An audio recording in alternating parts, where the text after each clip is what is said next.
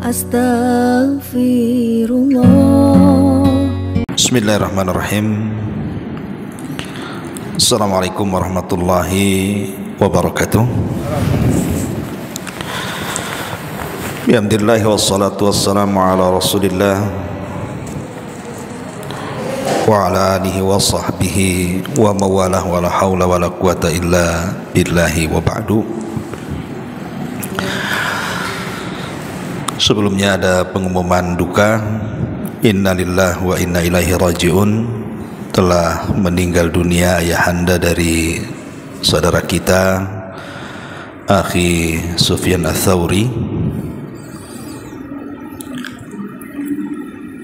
dan kita hanya bisa mendoakan semoga amal-amal beliau diterima oleh Allah Subhanahu wa taala dan dosa-dosanya diampuni, serta mendapatkan kedudukan di sisi Allah Subhanahu wa taala dengan kedudukan yang baik, dan semoga Allah luaskan kuburnya, Allah memudahkan setiap fitnah-fitnah kubur, dan tentunya bagi yang ditinggal semoga Allah Subhanahu wa taala memberikan ketabahan kepada Akhi Sufyan Ats-Tsauri dan keluarga. Baik, pembahasan di malam hari ini, di siang hari ini kita akan membahas tentang amalan-amalan yang sebanding dengan qiyamul laili, dengan menghidupkan malam dengan ibadah. Ma'asyiral muslimat yang dimuliakan Allah Subhanahu wa taala, kita tahu bahwa qiyamul lail itu bukan hanya terfokus kepada salat tahajud. Jadi salat tahajud itu satu dari amalan qiyamul lail. Karena para ulama mengatakan qiyamul lail itu mencakup banyak hal, seperti orang yang melakukan wudu saat dia terbangun dari tidur, kemudian juga berdoa, kemudian berzikir, kemudian membaca Al-Quran, meminta ampun dari dosa-dosa. Itu semua bagian daripada qiyamul lail. Tentu yang paling mulia adalah salat tahajud. Lah, kalau kita bicara soal qiyamul lail, banyak keutamaan dan keistimewaan yang Nabi SAW jelaskan kepada kita. Apa saja kemuliaan dan keistimewaan qiyamul lail itu? Pertama, bahwa qiyamul lail itu ibadah yang sangat mulia bagi seorang mukmin. Sebagaimana sabda Nabi SAW, inna syarafal mu'min qiyamuhu bil laili. Sesungguhnya kemuliaan seorang mukmin itu ada di salat malam, atau mendirikan ibadah di malam hari. Jadi kalau kita ingin mendapatkan kemuliaan di sisi Allah Subhanahu wa taala, maka hidupkan malam-malam kita dengan ibadah. Dan ingat, siapapun yang mendapatkan kemuliaan dari Allah Subhanahu wa taala, maka tidak ada makhluk yang bisa menghinakannya. Maka kemuliaan seorang mukmin itu bisa diraih dengan qiyamul lail. Ma'asyiral muslimat yang dimuliakan Allah Subhanahu wa taala. Kemudian yang kedua, qiyamul lail menghidupkan malam-malam dengan ibadah apakah dengan zikir, baca Quran, berwudu, istighfar ataupun tahajud, itu salah satu perkara yang bisa mendatangkan kecintaan Allah Subhanahu wa taala kepada kita. Makanya dijelaskan oleh Fudail ibn Iyad rahimahullahu taala, seorang ulama, dia mengatakan, idza gharabatis syamsu farihtu bidzalami, sesungguhnya apabila matahari tenggelam, aku sangat senang dengan datangnya gelapnya malam. Kenapa demikian? Li khalwati bi rabbi, agar aku bisa berkhalwat, bersendirian dengan Rabbku. Wa idza tala'at, apabila matahari terbit, hazintu, aku pun sedih, lidukhulin nasi alayya, karena masuknya manusia kepadaku. Lihat bagaimana seorang ulama, Fudail ibn Iyad, mengatakan, apabila matahari terbenam dan datangnya gelap malam, maka aku senang. Alasannya, kata Fudail ibn Iyad, karena aku bisa berdua-duaan dengan Rabbku, dengan Allah Subhanahu wa ta'ala. Tapi kalau matahari sudah menyingsing, maka aku mulai sedih. Kenapa? Karena kesendirianku dengan Rabbku diganggu dengan banyaknya manusia yang akan masuk kepadaku. Begitulah para ulama. Mereka menjadikan qiyamul lail itu sesuatu yang membuat mereka senang, karena dengan itu mereka bisa mendapatkan kelezatan ibadah dan meraih kecintaan Allah Subhanahu wa taala kepada mereka. Makanya sebagian ulama salaf mengatakan, ladzatul munajati laisat minad dunya, innama hiya minal jannah. Sesungguhnya kelezatan bermunajat itu bukan dari dunia, tetapi kelezatan itu hanya bisa diraih dengan sorga, dan sorga itu mudah diraih dengan adanya qiyamul lail. Ma'asyiral muslimat yang dimuliakan Allah Subhanahu wa taala, kenapa qiyamul lail mendatangkan kecintaan Allah kepada kita? Karena ada perkara yang difirmankan Allah Subhanahu wa taala dalam hadis qudsi, di mana Allah Subhanahu wa taala mengatakan, wa ma yazalu 'abdi yataqarrabu bin nawafil hatta uhibbahu. Ketika seorang hamba memperbanyak amalan sunnah setelah melaksanakan kewajiban ia kepada Allah Subhanahu wa taala, maka Allah akan sangat mencintai dia. Dan amalan sunnah di malam hari itu banyak yang kita bisa kerjakan. Seperti yang saya contohkan tadi, seseorang bangun dari tidur, kita bisa berdoa bangun daripada tidur, kemudian mengambil wudu, kemudian salat tahajud, kemudian membaca Quran, kemudian istighfar, dan banyak ibadah-ibadah yang lainnya.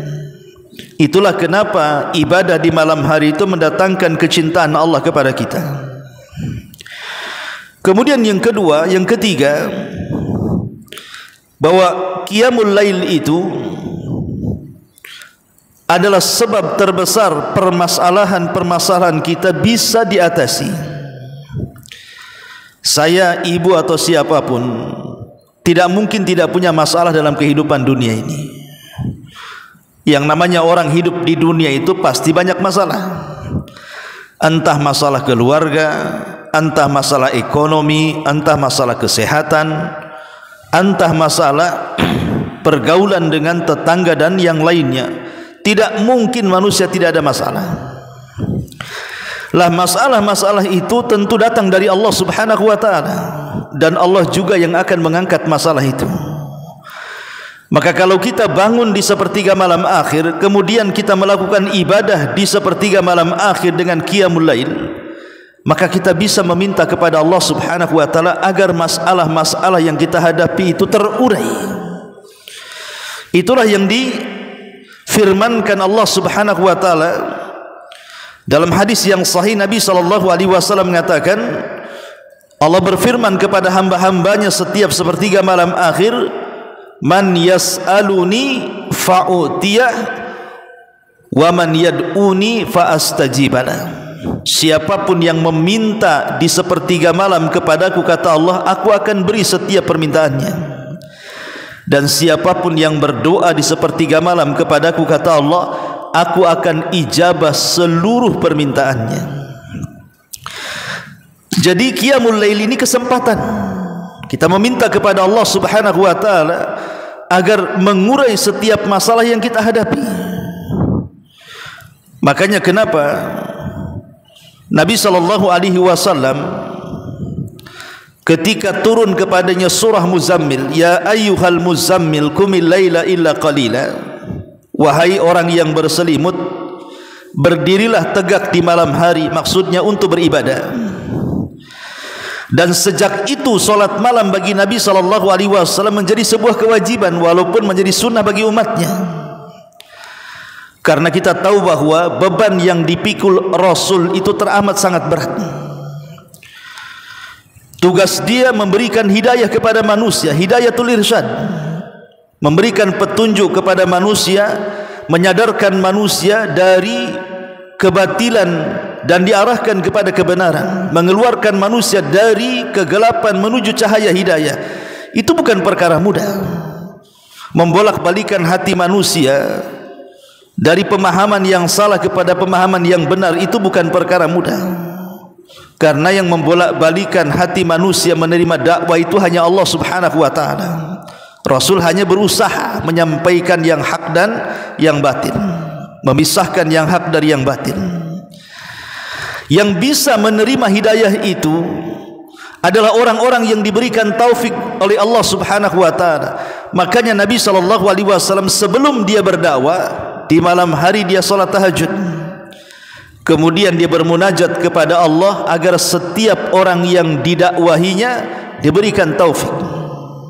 Makanya lihat dakwah Nabi sallallahu alaihi wasallam dalam waktu sesingkat-singkatnya 23 tahun, 13 tahun di kota Mekah, 10 tahun di kota Madinah, mampu menguasai negeri Hijaz.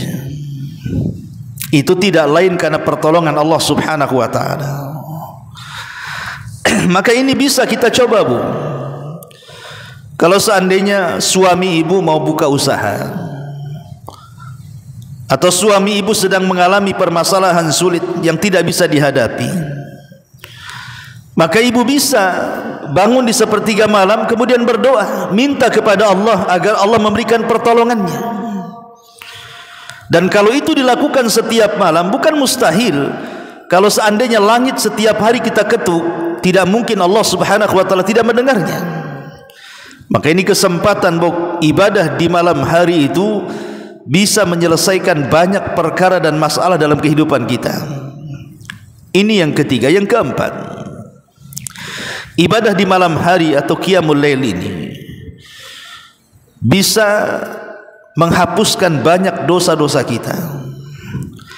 Bukankah Allah Subhanahu wa taala berfirman dalam hadisnya, dalam hadis kursi, Allah Subhanahu wa taala mengatakan kepada hamba-hambanya, man yastaghfiruni fa'aghfirlah. Siapa yang meminta ampun di sepertiga malam, aku akan ampuni dosa-dosanya. Maka siapapun yang ingin bertobat karena banyaknya dosa dan kesalahan yang dilakukan, tinggal bangun di sepertiga malam akhir, lakukan tahajud, angkat kedua tangan, minta ampunan kepada Allah, maka dipastikan semua dosa-dosa kita akan diampuni. Karena Allah sendiri turun tangan di setiap sepertiga malam akhir. Allah turun ke langit dunia, kemudian mengatakan, siapa yang meminta aku beri, siapa yang berdoa aku kabulkan, dan siapa yang meminta ampun ku ampuni dosa-dosanya. Ini janji Allah Subhanahu wa taala, dan Allah tidak mungkin mengingkari janjinya. Ma'asyiral muslimat yang dimuliakan Allah Subhanahu wa taala, kemudian juga di antara keistimewaan qiyamul lail, Allah Subhanahu wa taala sampai berfirman di dalam Al-Quranul Karim bahwa inna nasyi'atal laili hiya ashaddu wat'aw wa aqwamu qila. Inna nasyi'atal laili hiya ashaddu wat'aw wa aqwamu qila. Sesungguhnya bangun di malam hari, kata Allah Subhanahu wa taala, itu lebih kuat pengaruhnya terhadap jiwa dan lebih mantap dari segi ucapannya. Jadi kalau orang ingin tadabbur tentang ayat-ayat Allah Subhanahu wa taala, baik kauni atau syar'i, baik tadabbur dengan alam semesta yang Allah telah ciptakan atau dengan wahyu-wahyu yang Allah turunkan dengan Al-Quran dan sunnah Nabi SAW, itu akan mudah direnungkan di malam hari, karena malam itu bisa lebih kuat pengaruh kepada jiwa. Karena di malam hari itu melahirkan keikhlasan. Mau riya sama siapa di malam hari? Ibu berdiri tegak sendirian di tengah kegelapan malam, tidak ada yang tahu, hanya ibu dengan Allah Subhanahu wa taala yang tahu saja. Itulah yang menjadikan kenapa kemudian ibadah di malam hari itu sangat istimewa. Ditambah-tambah kemudian bacaan Al-Quran di malam hari juga disaksikan para malaikat. Inna Qur'an al-fajri kana mashhuda. Sesungguhnya bacaan Quran di waktu fajar itu disaksikan para malaikat. Ma'asyiral muslimat yang dimuliakan Allah Subhanahu wa taala, dan tentunya segudang lagi keutamaan orang yang qiyamul lail, menghidupkan malamnya dengan ibadah kepada Allah Azza wa Jalla. Masalahnya, tidak semua orang diberikan semangat untuk bangun di tengah malam, kan Bu? Ada orang-orang itu yang sifatnya ngantuan. Tengok bantal dengan kasur saja sudah tak tahan. Sekali dengan letakkan kepala di bantal saja, hitungan 5 menit sudah ngorok. Ada orang-orang itu yang tidak tahan bangun di tengah malam, kecuali hanya bangun kedinginan ingin kencing balik lagi. Atau mungkin salah meletakkan jam alarm, itu saja Ibu ya. Harusnya jam 3 sore dipasang pula jam 3 dini hari. Terbangun itu pun matikan alarm saja. Jadi tidak semua orang itu diberikan oleh Allah Subhanahu wa taala kegemaran untuk qiyamul lail. Ya, itu wajar karena fitrah manusia itu kegemarannya masing-masing. Ada orang yang gemar puasa karena dia tahan dengan lapar, tapi dia tidak gemar sedekah, mungkin dia pelit. Atau mungkin dia sedekah, subhanallah, mudah dia mengeluarkan sedekah dan dia merasa puas dengan sedekahnya, tapi tidak bisa berpuasa karena laparan. Sebaliknya juga ada orang yang puasanya oke, sedekahnya iya, solat malamnya pula ngantuan. Dia tidak bisa bangun di tengah malam. Jadi masing-masing orang itu punya kelebihan.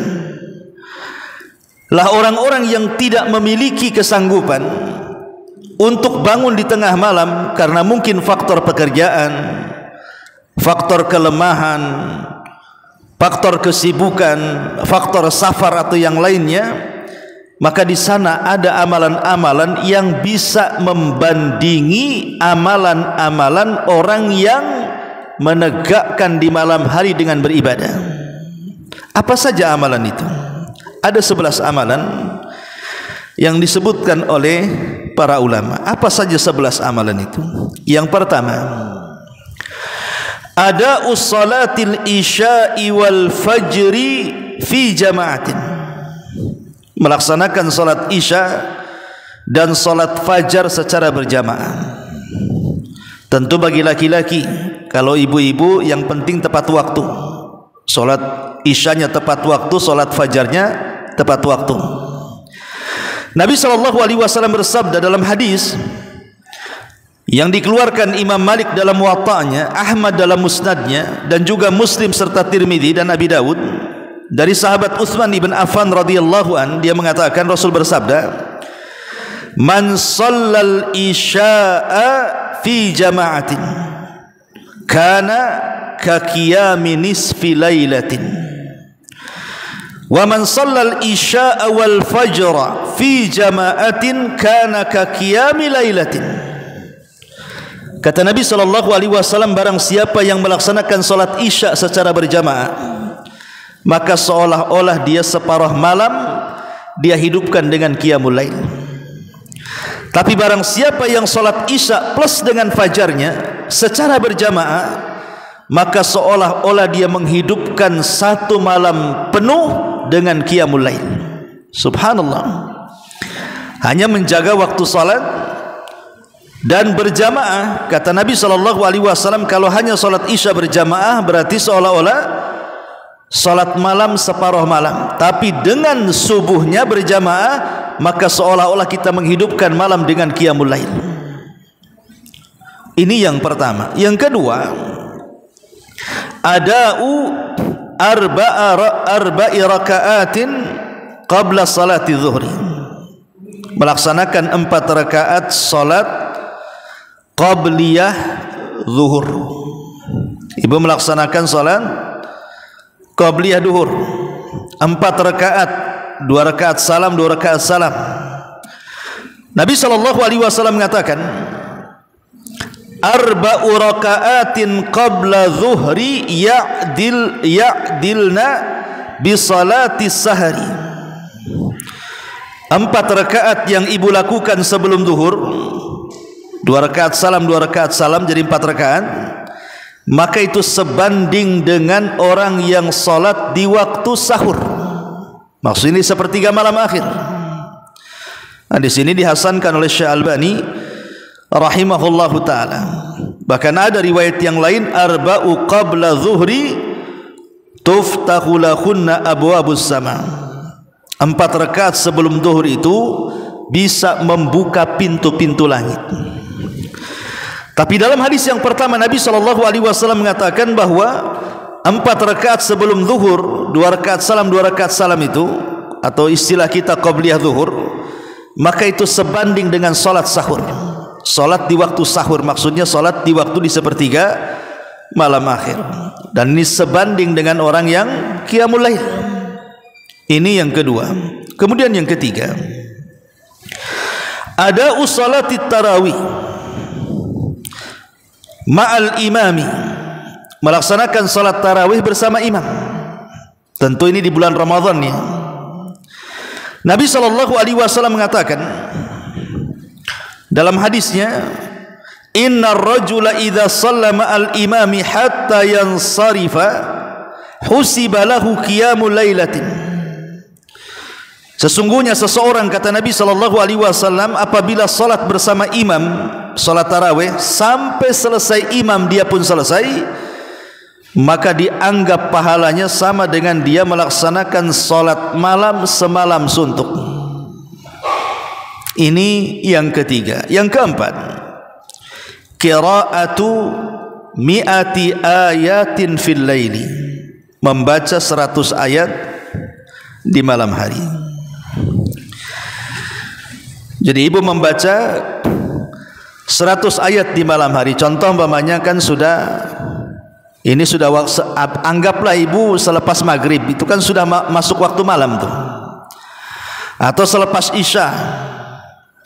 Kemudian ibu mengambil mushaf, kemudian ibu baca Quran, paling sedikit 100 ayat. Ambillah surah Al-Baqarah lah, dari ayat pertama sampai ayat 100 umpamanya ya, atau Al-Imran dari ayat pertama sampai 100, atau An-Nisa atau Al-Anfal atau At-Taubah, terserahlah. Yang penting jumlah ayatnya tidak kurang dari 100. Apa kata Nabi SAW dari hadis Tamim Ad-Dari radhiyallahu an, man qara'a bi mi'ati ayatin fi lailatin kutiba lahu kunutu lailatin. Kata Nabi SAW, barang siapa yang membaca 100 ayat di malam hari, maka akan dicatat baginya pahala seolah-olah dia menghabiskan malam untuk ibadah kepada Allah Subhanahu wa taala, sebanding dengan qiyamul lail. Saya kira membaca 100 ayat kan lebih mudah Bu dibandingkan bangun di sepertiga malam tahajud kan Bu. Karena 100 ayat itu kalau kita duduk tidak menghabiskan 10 menit. Tapi kalau seandainya kita bangun di malam hari di sepertiga malam, itu banyak kali rintangannya. mulai dari ngantuknya, malasnya, lemesnya, dan begitu seterusnya, yang terkadang menakut-nakuti kita sehingga kita malas bangun kan. Tapi kalau kita membaca 100 ayat habis maghrib sebelum isya sudah kelar. Tapi itu sebanding dengan kunutul lailatin, kata Rasul, sebanding dengan orang yang menghidupkan malam dengan beribadah atau qiyamul lail. Ini yang keempat. Yang kelima, qiraatul ayataini min akhir suratil Baqarah fil lail. Membaca 2 ayat dari akhir surah Al-Baqarah. Amanah Rasul itu, Bu, ya. Amanah, mulai dari amanah Rasul sampai 2 ayat setelahnya. Nabi SAW mengatakan dalam hadis Abdullah bin Mas'ud radhiyallahu an, man qara'a bil ayataini min akhir suratil Baqarati fi lailatin kafatahu. Barang siapa yang membaca 2 ayat di akhir surah Al-Baqarah dari amanah Rasul tadi, maka kalau dia membaca di malam hari, kafatahu, maka mencukupkan dia. Apa artinya mencukupkan dia? Al-Imam An-Nawawi dalam Syarah Sahih Muslimnya mengatakan maksudnya kafatahu ay kafatahu min qiyamil laili. Maksudnya orang yang membaca 2 ayat akhir surah Al-Baqarah di malam hari telah mencukupkannya, kata Imam Nawawi, mencukupkan dia dari qiyamul lail.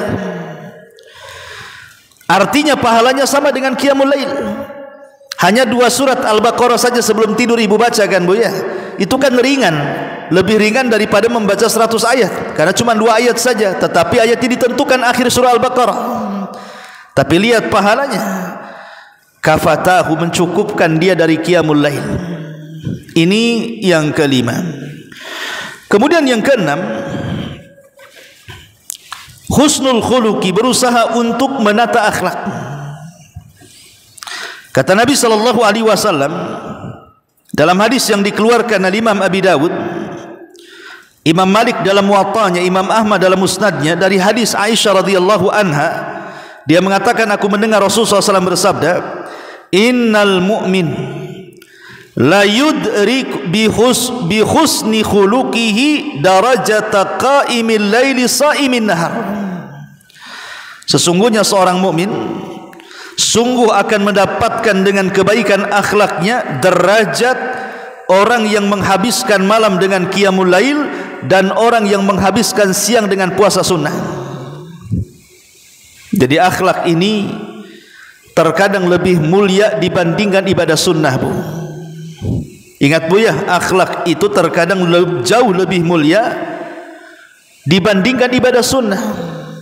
Makanya hadis Abu Hurairah radhiyallahu an yang terdapat dalam kitab yang dikarang Imam Bukhari selain sahihnya, namanya Adabil Mufrad.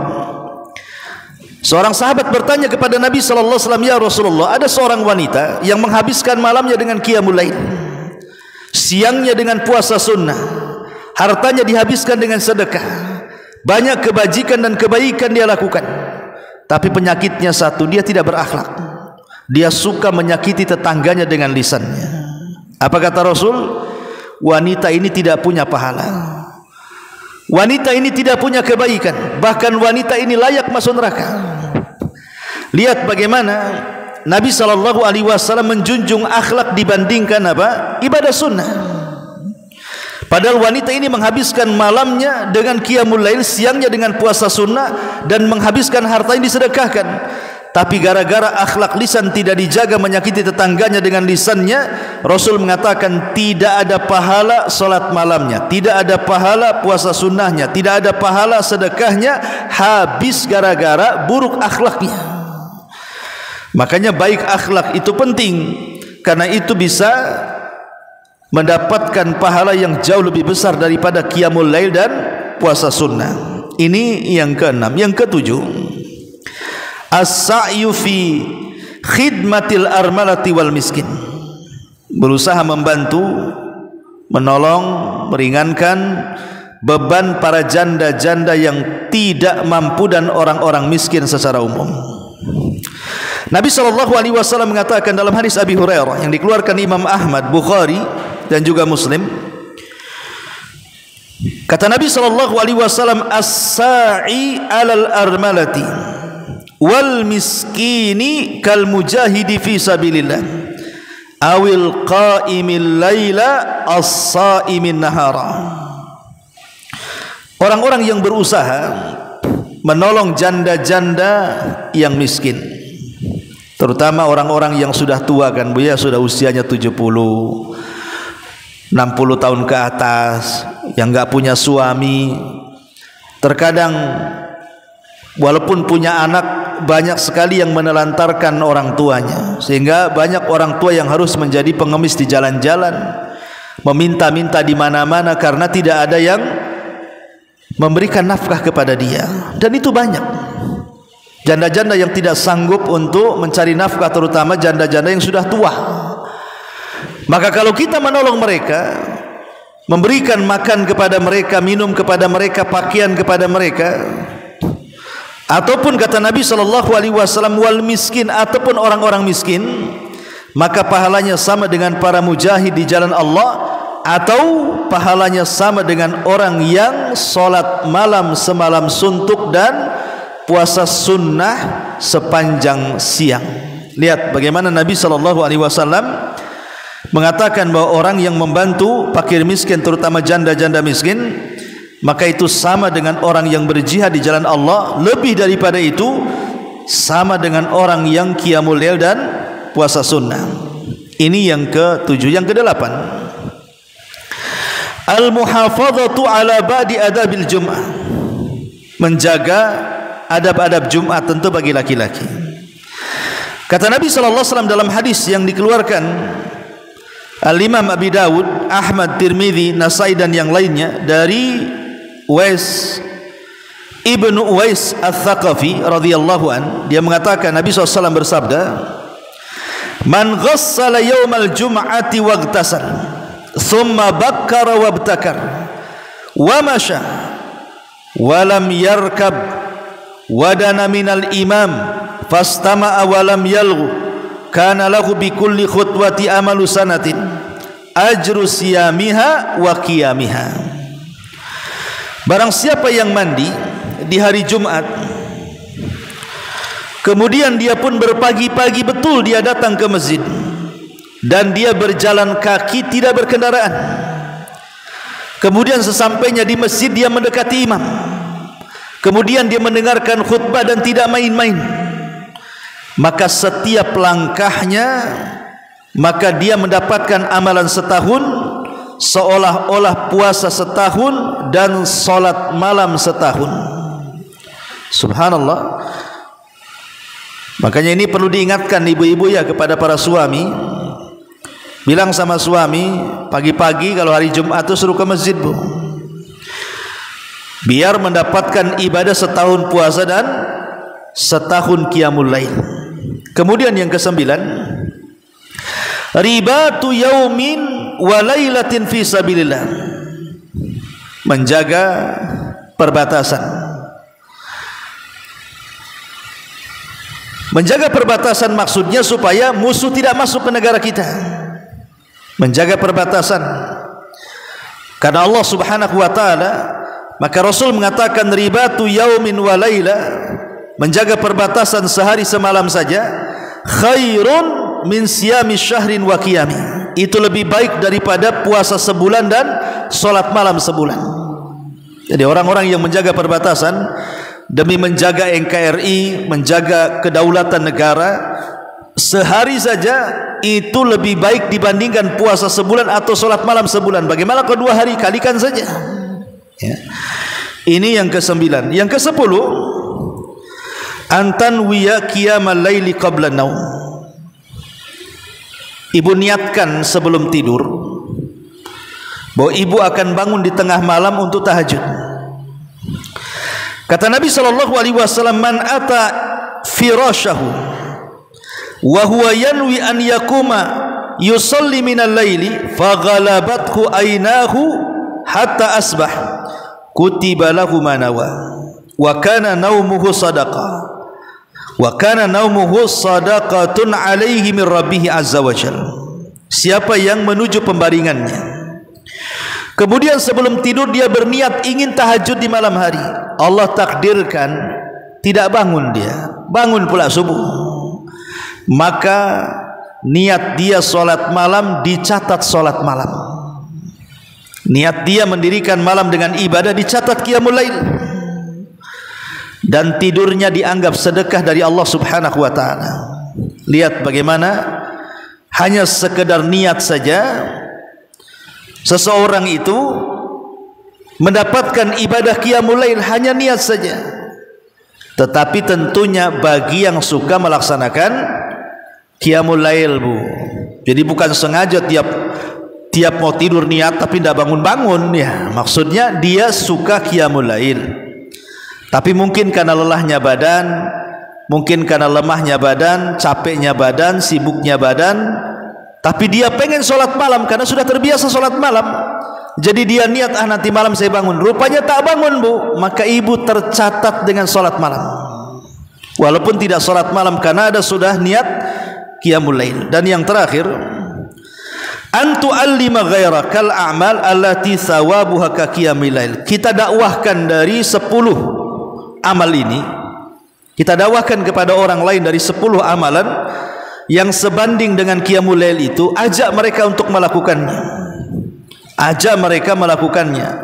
Apakah kita ajak untuk salat isya berjamaah atau salat fajar berjamaah, atau mengajak manusia untuk melaksanakan 4 rakaat sebelum zuhur, atau melaksanakan tarawih bersama imam sampai selesai, atau membaca Quran 100 ayat, atau membaca 2 ayat dalam akhir surah Al-Baqarah setiap malam, atau kita menyuruh untuk berbudi pekerti yang baik, atau memerintahkan manusia untuk menolong janda-janda dan orang miskin, atau tadi menasihati bapak-bapak untuk pagi-pagi datang ke masjid hari Jumat ataupun menjaga perbatasan, atau niat solat malam sebelum tidur. Ajak mereka, mana salah satunya saja. Kalau ada kemudian orang yang mengikuti ajakan kita dari 10 amalan ini, maka kita akan mendapatkan pahala dia.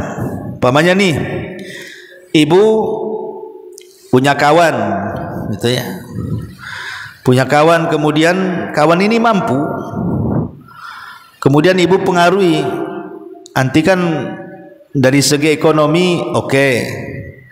Saya punya tetangga, dia janda, umurnya 70 tahun, kasihan gitu, bisa nggak anti bantu?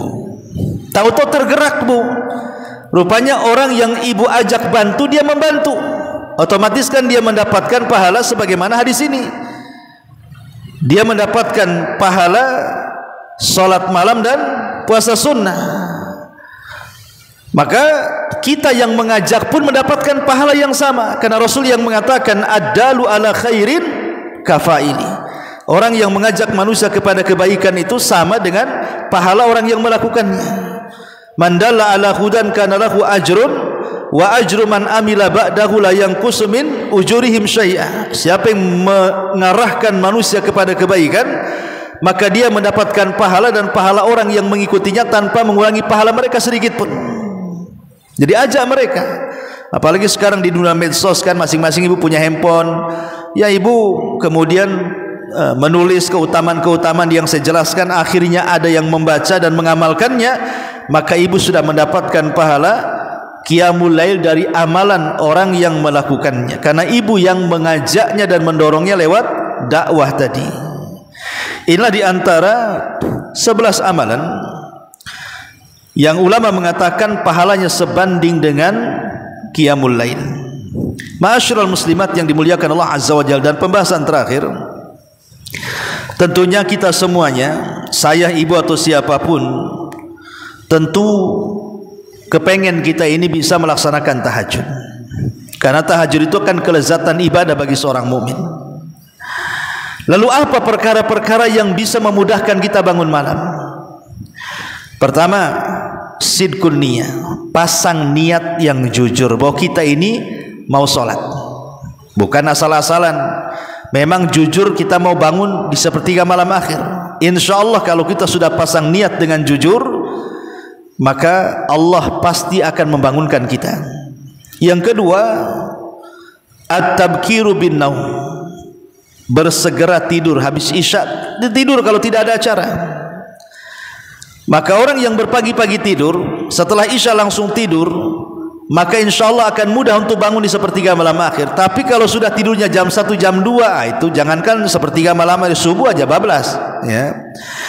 Kemudian yang ketiga, kalau bisa berwudu sebelum tidur, supaya nilai tidur kita ibadah, dan menjaga zikir-zikir sebelum tidur. Insya Allah dipastikan akan bangun, karena kalau orang tidak berwudu sebelum tidur atau membaca zikir, maka akan dikencingi setan lubang telinganya, dan akan diikat tengkuknya, dan akan diberikan was-was bahwa dia akan susah tidur. Kemudian yang keempat, zikrullahi indal intibah. Berzikirlah kepada Allah Subhanahu wa ta'ala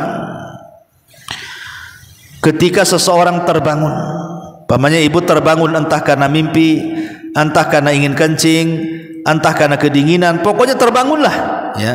Maka berzikirlah kepada Allah Azza wa Jalla supaya menghilangkan kantuk kita dan kita bisa melaksanakan qiyamul lail. Kemudian yang kelima, al-mubadaratu ila dzikrillahi hinastaiqid wa ta'assi bihi sallallahu alaihi wasallam.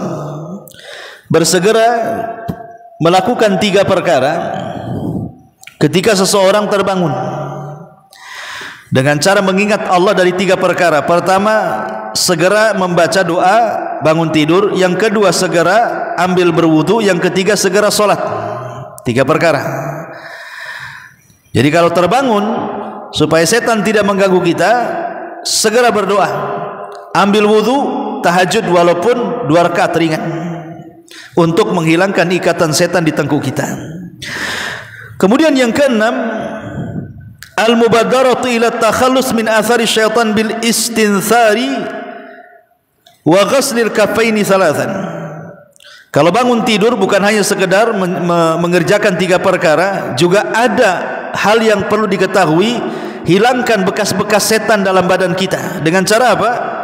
Memasukkan, berkumur-kumur dan memasukkan air ke hidung, karena kedua lubang hidung saat kita sedang tertidur itu tempat di mana setan itu bermalam. Jadi setan bermalam itu di lubang hidung kita, Bu. Makanya saat kita terbangun langsung berkumur-kumur dan memasukkan air ke hidung, kemudian mencuci tangan 3 kali. Kemudian yang ke nomor 7, kalau ingin bangun di tengah malam, tarkul ma'asi wal atham. Jauhi maksiat dan juga dosa sebelum tidur, karena dosa dan maksiat itu mempengaruhi tidur. Kemudian yang nomor 8, at-taqallul minal akli wasyurbi. Tidak terlampau banyak makan sebelum tidur. Kalau ibu sebelum tidur makan 2 panci, ya nggak akan bangun sampai subuh tuh. Kurangi saja makannya, maka itu akan memudahkan kita bangun. Kemudian yang ke-9, an yakuna hamul akhirati huwal ghalib ala qalbi. Hendaklah hati difokuskan kepada akhirat. Kalahkan hati dengan perkara akhirat. Jangan disibukkan dengan perkara uang dan dunia. Maka itu akan memudahkan kita bangun. Kemudian yang nomor 10, at-tafakkur fi ahwalil akhirah. Berfikir tentang kondisi-kondisi akhirat, kematian, alam kubur dan begitu seterusnya, supaya kita terangsang ketakutan sehingga kita pun lebih mendekatkan diri kepada Allah di tengah malam. Kemudian yang nomor 11, ma'rifatu fadli qiyamil lail. Kenali keutamaan orang yang menegakkan ibadah di malam hari, seperti yang saya sudah jelaskan. Karena orang yang tahu keutamaan pasti akan terangsang untuk bangun. Kemudian yang nomor 12, tahqiqu mahabbatillah. Cobalah tanamkan kecintaan kita kepada Allah Subhanahu wa ta'ala. Kemudian yang ke-13, ingat bahwa di malam hari ada waktu yang kalau kita berdoa pasti mustajab, kalau kita minta pasti diberi, kalau kita minta istighfar pasti diampuni dosa-dosanya. Artinya ada waktu di mana Allah datang sendiri ke langit dunia. Masa kita mau menghadiri undangan manusia? Ini undangan Allah. Harusnya seorang hamba lebih tertarik datang kepada undangan Allah di sepertiga malam akhir, dan tentunya juga berdoa kepada Allah Subhanahu wa ta'ala agar Allah bisa membangunkan kita dengan di malam hari. Dan lebih daripada itu, gunakan wasilah sebab-sebab yang bisa kita bangun seperti alarm dan yang semacamnya. Inilah di antara amalan-amalan yang disebutkan para ulama yang sebanding dengan qiyamul lail. Baik, sampai di sini. Sebelum saya tutup, kita buat tanya jawab, silahkan. Ada dua pertanyaan, Ustaz. Iya. Yang pertama, apakah balasan pada hari kiamat seorang yang rajin beribadah, sholat malam dan sebagainya, tapi tidak mau membayar hutang? Ustaz. Yang kedua, apakah alasan yang membolehkan seorang istri minta cerai? Ya, alhamdulillah. Yang pertama, hutang ini akan menahan kita dari sorga. Rasul satu hari pernah duduk bersama para sahabat, tiba-tiba ada suara gemuruh yang sangat mengagetkan telinga Rasul dan para sahabat. Kemudian Rasul berkata kepada para sahabat, tahukah kamu suara apa ini? Sahabat mengatakan, Allah dan Rasul yang tahu. Kemudian Nabi SAW mengatakan, baru saja Jibril datang kepadaku memberitahu bahwa seseorang tertahan dengan hutangnya walaupun dia mati syahid berkali-kali. Jadi umpamanya ada orang berperang mati hidup lagi, berperang mati hidup lagi, berperang mati hidup lagi, artinya mati syahid berkali-kali. Kata Rasul, tetap dia tertahan dari sorga, tidak bisa masuk sorga secara mubasyarah, secara langsung. Kenapa? Karena tertahan dengan hutangnya sampai dilunasi, kata Rasul, baru diizinkan dia masuk sorga. Kalau sekelas jihad saja, kemudian orang itu yang mati syahid, yang dijanjikan Rasul masuk surga tanpa hisab dan adab, tertahan masuk surga gara-gara hutang, maka amalan di bawah yang mati syahid lebih utama lagi, tertahan dengan hutangnya. Boleh jadi mungkin dengan cara kisos, dikontorah nanti orang-orang yang pernah dizalimi karena hutangnya, maka mereka akan berhadapan antara peminjam dan pemberi hutang. Disitulah terjadi barter pahala dan dosa, ya. Makanya mumpung ada kehidupan di dunia sebelum kematian, kalau punya hutang bayar. Kemudian yang kedua, masalah istri yang minta cerai. Dalam bahasa fikih disebut khulu. Khulu itu artinya menggugat cerai. Ada cerai, ada yang menggugat cerai. Hak cerai itu ada pada suami. Istri tidak punya hak cerai. Istri tidak boleh mengatakan kepada suami, saya ceraikan kamu. Enggak berlaku dan tidak sah. Karena yang punya hak cerai itu suami. Istri itu hanya memiliki hak yang disebut dengan khulu, gugat cerai. Bukan mencerai, tapi menggugat. Kemana? Ya ke pengadilan. Kapan seorang istri boleh menggugat cerai? Karena tidak boleh istri itu minta diceraikan. Wanita yang tanpa sebab minta diceraikan suaminya terlaknat sampai kiamat. Tetapi para ulama fikih mengatakan boleh pada waktu-waktu tertentu istri boleh menggugat cerai suaminya. Pertama, mungkin suaminya dalam kondisi sakit, ya tidak bisa bertanggung jawab, ataupun mungkin suaminya nusuz, kasar dengan istrinya, suka nampar, suka menyakiti, KDRT bahasa kitanya, ya.